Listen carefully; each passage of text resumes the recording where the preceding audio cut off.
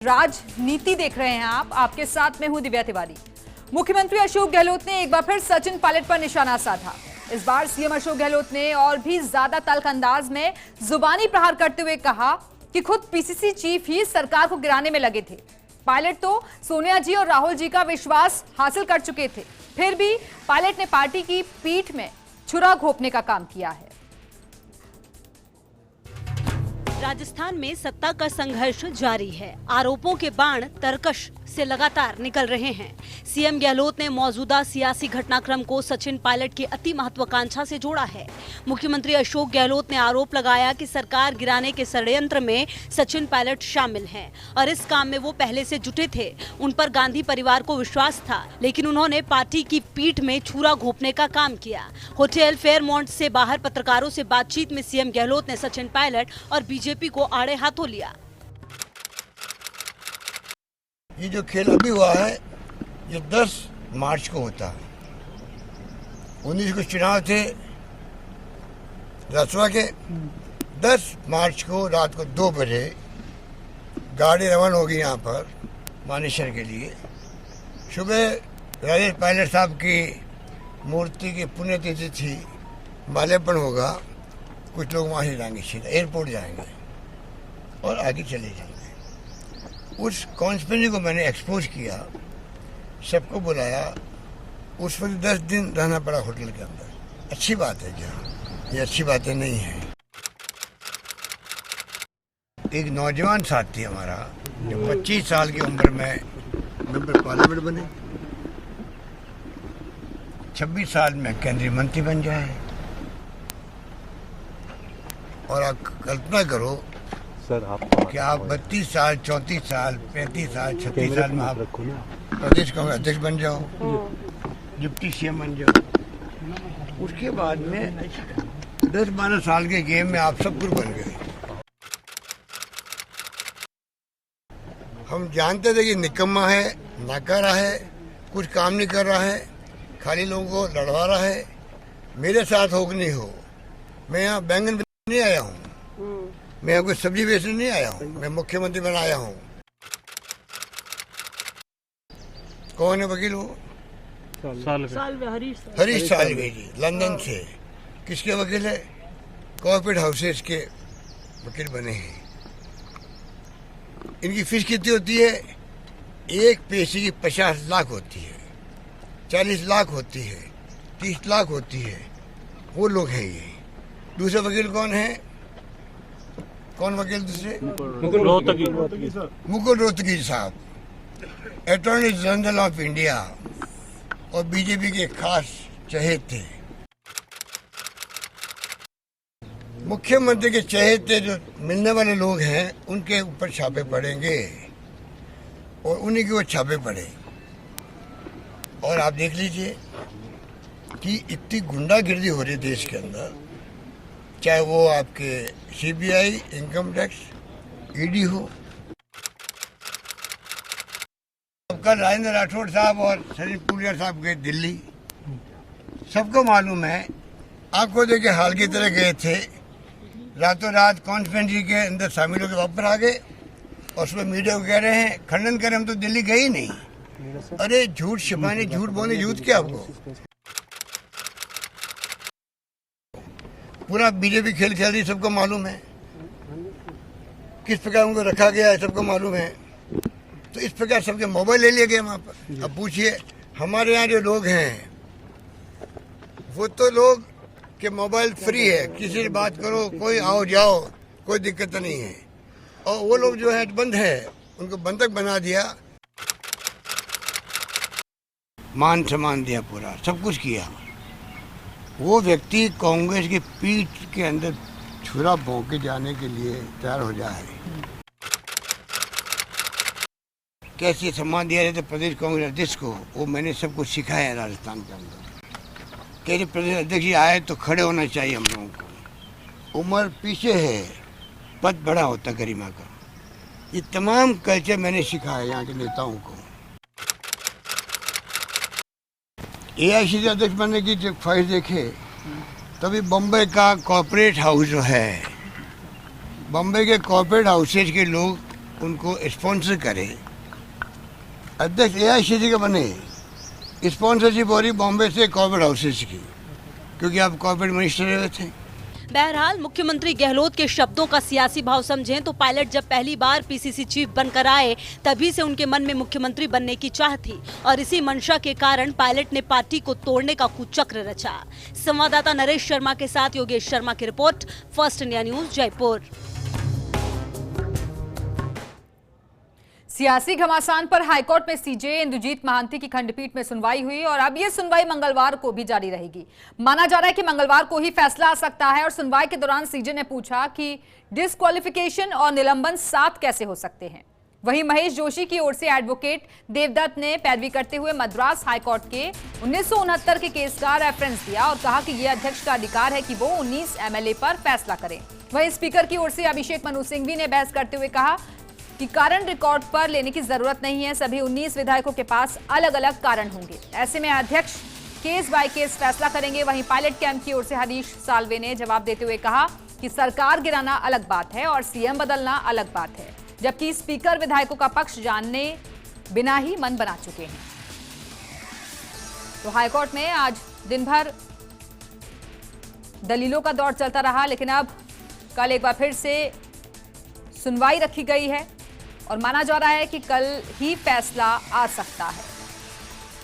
तो सभी 19 विधायकों के पास अलग अलग कारण होंगे, ऐसे में अध्यक्ष फैसला केस बाय केस करेंगे। पायलट कैंप की ओर से हरीश साल्वे ने जवाब दिया। उन्होंने कई तर्कों के जरिए कोर्ट को संतुष्ट करने की कोशिश की। स्पीकर विधायकों का पक्ष जाने बिना ही बना चुके हैं अपना मन। इस तरीके के स्पीकर पर भी पक्षपात करने के आरोप लगाए गए। और चलिए आपको मुख्यमंत्री अशोक गहलोत का एक्सक्लूसिव इंटरव्यू दिखाते हैं। हमारी दिल्ली ब्यूरो चीफ अदिति नागर उनसे खास बातचीत कर रही हैं। तो आपको बता दें कि सियासी घटनाक्रम लगातार तेजी से बदल रहा है और आज भी आरोप प्रत्यारोप का दौर लगातार चलता रहा, लेकिन इस बीच वो एक्सक्लूसिव इंटरव्यू भी आपको दिखाएंगे जो किस तरीके से बातें रख रहे हैं मुख्यमंत्री अशोक गहलोत और क्या कुछ चीजें जो चल रही हैं फिलहाल प्रदेश में उसको लेकर उनका क्या कुछ कहना है, ये भी आपको सुनवाएंगे। लेकिन उससे पहले आपको बता दें कि अब ये पूरा जो मामला है वो हाईकोर्ट तक पहुंच चुका है और ऐसे में दोनों पक्षों की तरफ से अपनी अपनी दलीलें दी जा रही हैं। बीजेपी की ओर से कांग्रेस पर हमले जारी हैं, जहां बीजेपी प्रदेश अध्यक्ष सतीश पूनिया ने राजस्थान में चल रहे सियासी ड्रामे के बहाने कांग्रेस को घेरा। तो वहीं बीजेपी के राष्ट्रीय प्रवक्ता सुधांशु त्रिवेदी ने कहा कि राजस्थान में कांग्रेस अपने घर में ही लड़ने में बिजी है। ये ध्रुव सत्य है कि राजस्थान के इस ड्रामे में नायक भी कांग्रेस पार्टी और खलनायक भी कांग्रेस पार्टी है, लेकिन तौमत बीजेपी पर है। एक राजस्थान और उत्तर भारत के ग्रामीण क्षेत्रों में एक कहावत है, मल्लन से मल्ल घनेरे, बाहर ना तो घर में भतेरे। यानी कुश्ती लड़ने के लिए बहुत सारे पहलवानों की जरूरत है, बाहर ना हो तो अंदर ही काफी हैं एक दूसरे से लड़ने के लिए। पायलट कैंप के विधायक हेमाराम चौधरी का बयान, शक्तियों का लगातार दुरुपयोग करना दुर्भाग्यपूर्ण और बदले की राजनीति को अंजाम दिया जा रहा है। ऐसी राजनीति ना राजस्थान बर्दाश्त करेगा और ना ही भारत। मुझे उम्मीद है कि कांग्रेस भी इसे बर्दाश्त नहीं करेगी। प्रदेश में भ्रष्टाचार, अपराध, कमीशनखोरी चरम पर है और जाट समाज और प्रदेश देख रहा है और जवाब भी देगा।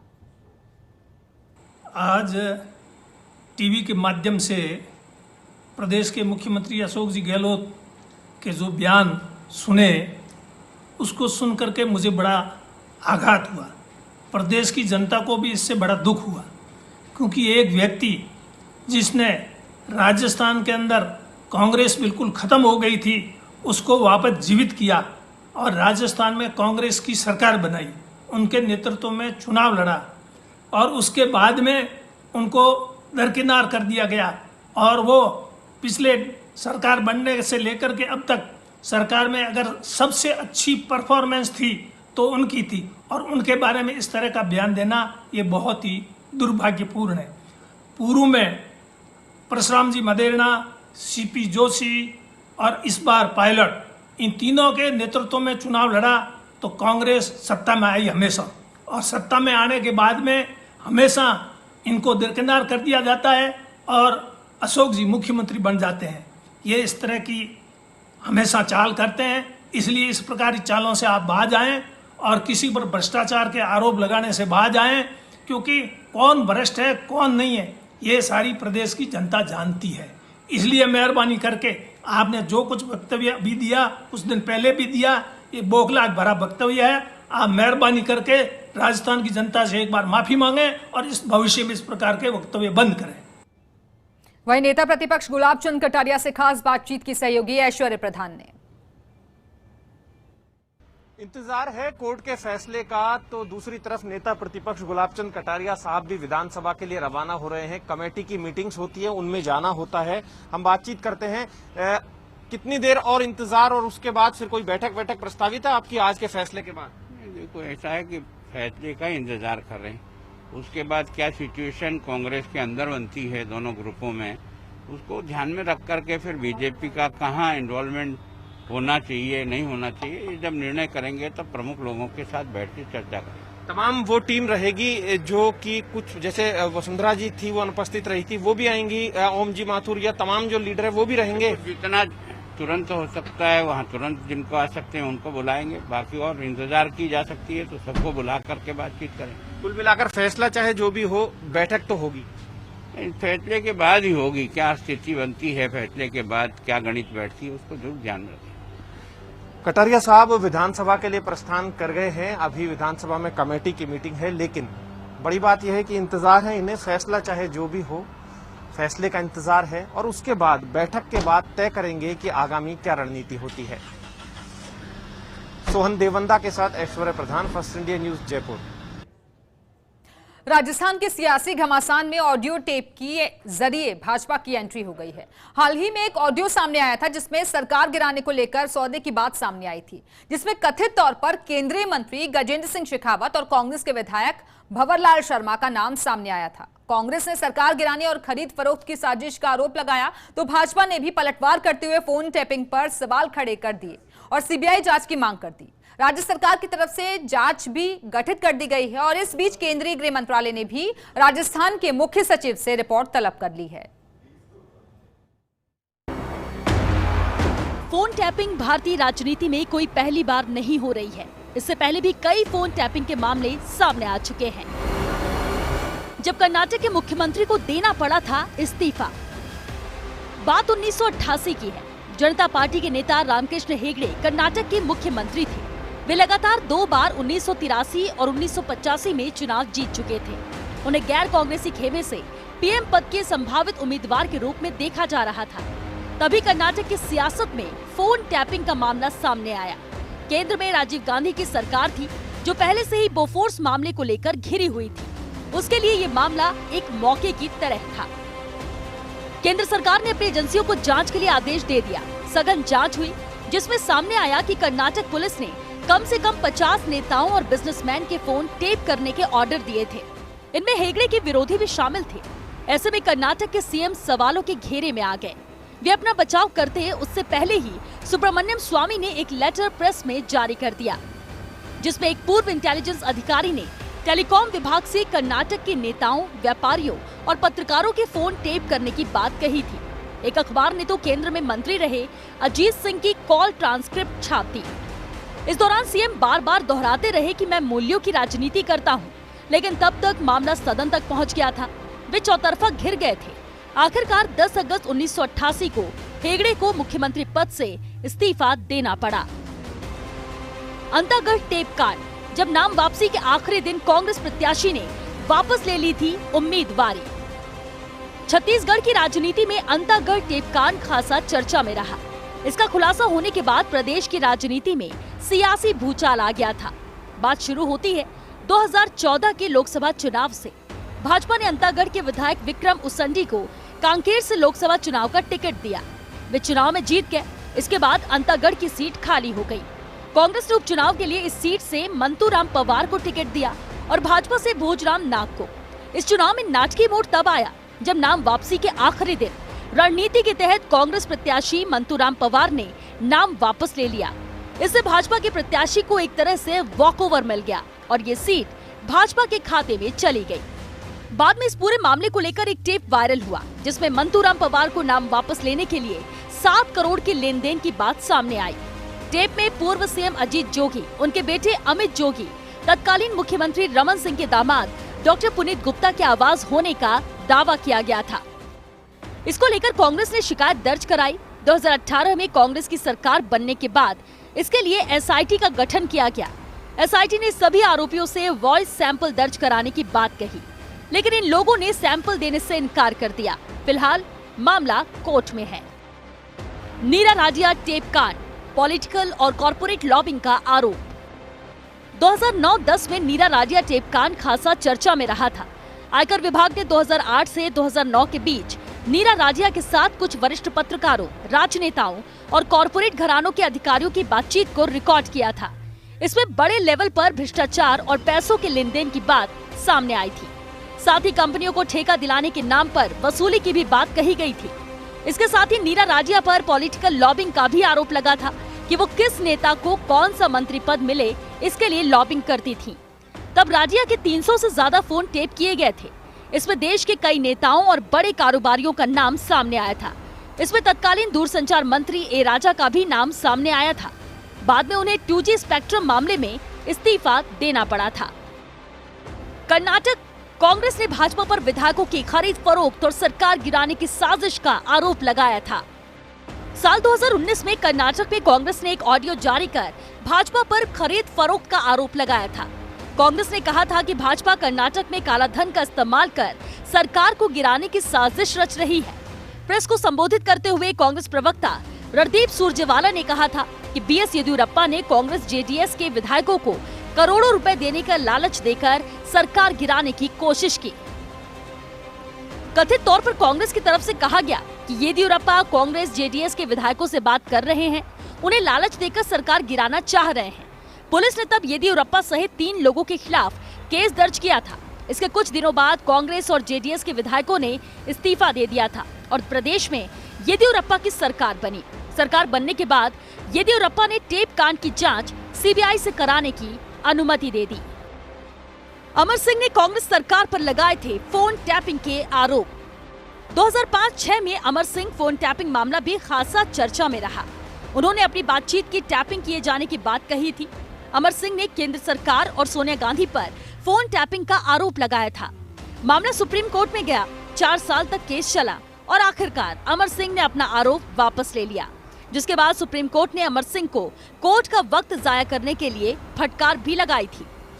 न जाने राजस्थान के फोन टैपिंग कांड का क्या हो, लेकिन ये थी भारत के इतिहास में फोन टैपिंग की 5 बड़ी कहानियां।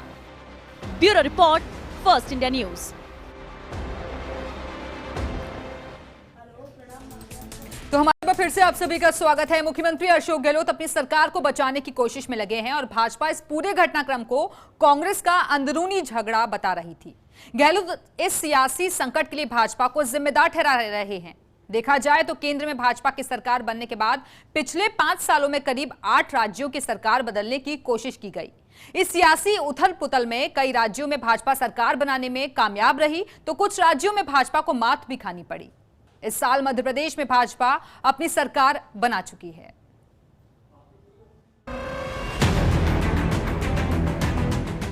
कर्नाटक और मध्य प्रदेश में भाजपा सत्ता से महज कुछ कदम ही दूर थी। यहाँ विपक्ष के विधायकों ने इस्तीफे दे दिए। इससे भाजपा बहुमत में आ गई और सरकार बना ली। जबकि गोवा और मणिपुर में छोटे दलों के साथ मिलकर भाजपा ने कांग्रेस को सरकार बनाने से रोका, जबकि दोनों ही राज्यों में कांग्रेस सबसे बड़े दल के रूप में सामने आई थी। मध्य प्रदेश विधानसभा चुनाव 2018 में भाजपा ने शिवराज सिंह चौहान के नेतृत्व में चुनाव लड़ा। कांग्रेस ने कमलनाथ की अगुवाई में चुनाव लड़ा था। प्रदेश की 230 विधानसभा सीटों में से कांग्रेस ने 114, बीजेपी ने 109, बसपा ने 2, सपा ने 1 और 4 निर्दलीय जीते थे। कमलनाथ ने सपा, बसपा और निर्दलीय विधायकों के समर्थन से सरकार बनाई थी। लेकिन इस साल मार्च में ज्योतिरादित्य सिंधिया ने कांग्रेस से बगावत कर दी और उनके गुट के 22 विधायकों ने इस्तीफा दे दिया। इसके बाद कांग्रेस अल्पमत में आ गई और भाजपा बहुमत में। मार्च के अंत में शिवराज सिंह चौहान ने सीएम पद की शपथ ले ली।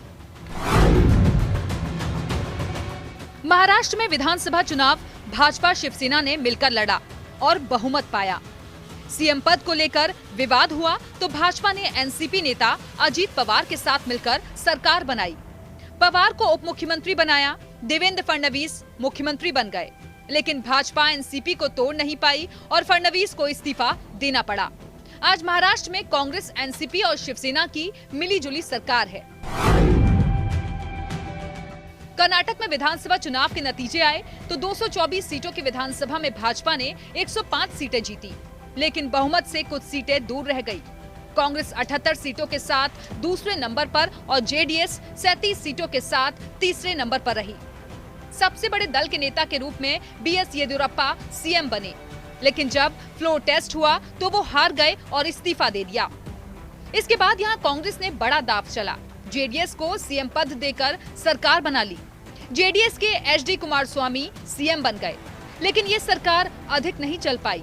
कांग्रेस और जेडीएस के 17 विधायकों ने इस्तीफा दे दिया और यहाँ भाजपा बहुमत में आ गई। जुलाई 2019 में कुमारस्वामी सरकार गिर गई। इसके बाद भाजपा ने बीएस येदियुरप्पा के नेतृत्व में सरकार बना ली।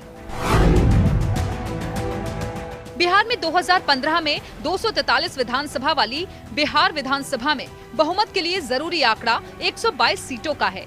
यहाँ महागठबंधन की सरकार बन गई और नीतीश सीएम बन गए।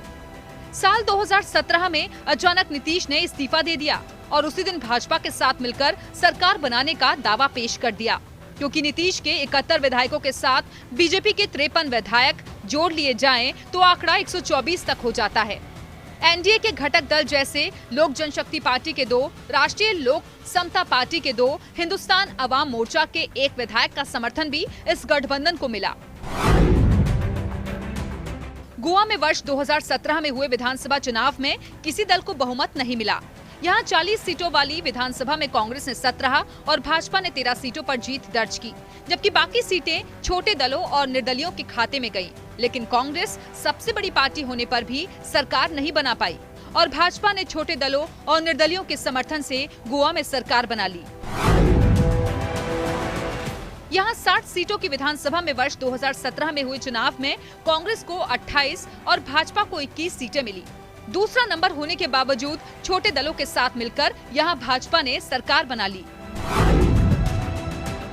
कांग्रेस के 9 विधायक बागी हो गए थे। इसके बाद केंद्र ने राष्ट्रपति शासन लगा दिया था। उत्तराखंड विधानसभा के कुल 70 विधायकों में कांग्रेस के 36 विधायक थे, जिनमें से 9 बागी हो चुके थे। भाजपा के 28 विधायकों में 1 निलंबित था, बसपा के 2, निर्दलीय 3 और 1 विधायक उत्तराखंड क्रांति दल का था। बाद में स्पीकर ने बागी विधायकों को अयोग्य ठहराया तो सीएम हरीश रावत ने विश्वास जीता। दिसंबर 2016 में अरुणाचल प्रदेश के सियासी घटनाक्रम ने सबको खूब चौंकाया। यहाँ सीएम पेमा खांडू पीपीए के 43 में से 33 विधायक लेकर भाजपा खेमे में चले गए थे और यहाँ भाजपा की सरकार बन गई थी। Bureau report, first India news.